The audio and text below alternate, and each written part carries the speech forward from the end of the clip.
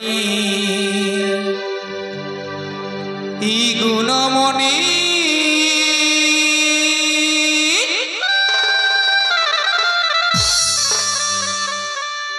আজি ঝুমরি খেলে যাবে গে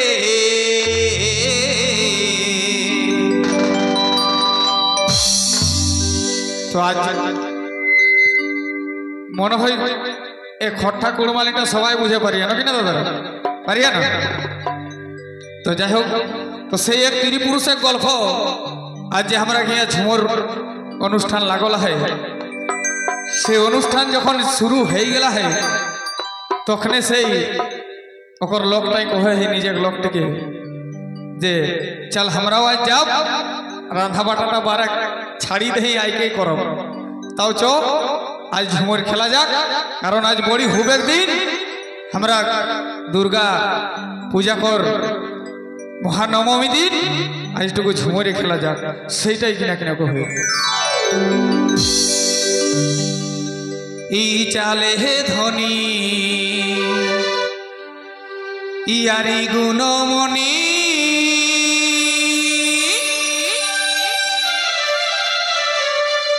চালি ঝুমরি খেলে যাবে গে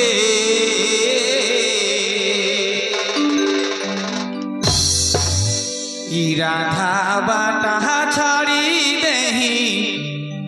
ঘুরিয়ায়ে খাবগে আজি রাধা বাটা ছাড়ি দেহি ঘুরিয়ায়ে খাবগে আরে রাধা বাটা ছাড়ি দেহি ঘুরিয়ায়ে খাবগে রাধা বাটা ছাড়ি দেহি ঘুরিয়ায়ে খাবগে চালে ধনী গুণমণি আজি ঝুমরে খেলে যাবে গে চালে ধনী গুণমণি আজি ঝুমরে খেলে যাবে গে রাধা বাটা ছাড়ি দেহি ঘুরিয়ায়ে খাবে গে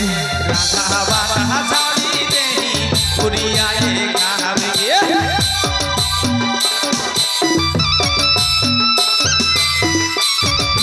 তালে তালে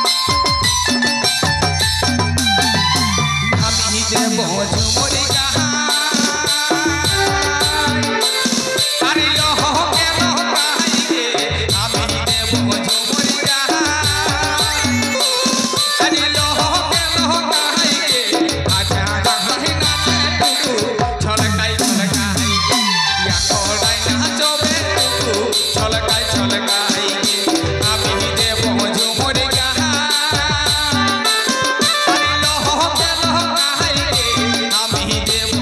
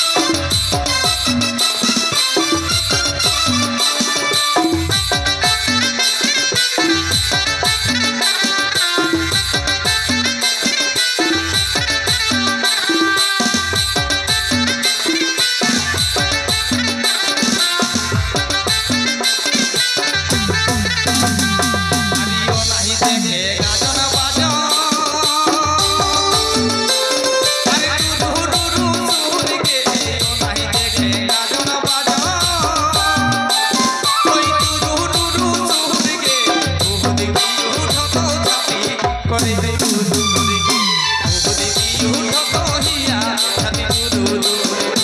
ओ नहीं देखे गाजन बाजन अरे दूर दूर सूर के ओ नहीं देखे गाजन बाजन अरे दूर दूर सूर के उठ की उठो तो छाती ओरे दूर दूर की उठ की उठो तो छाती ओरे दूर दूर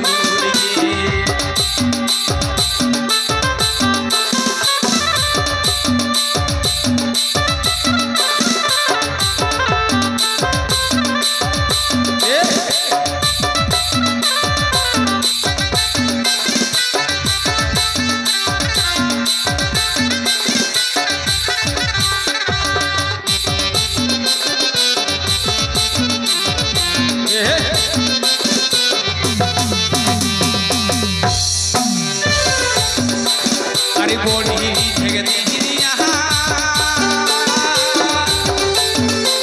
कोई ना कहने आता के बोली जगती यहाँ कोई ना कहने आता के बोली सुंदर लागे मोके वनमाली कहानी के बोली सुंदर लागे मोके वनमाली कहानी के बोली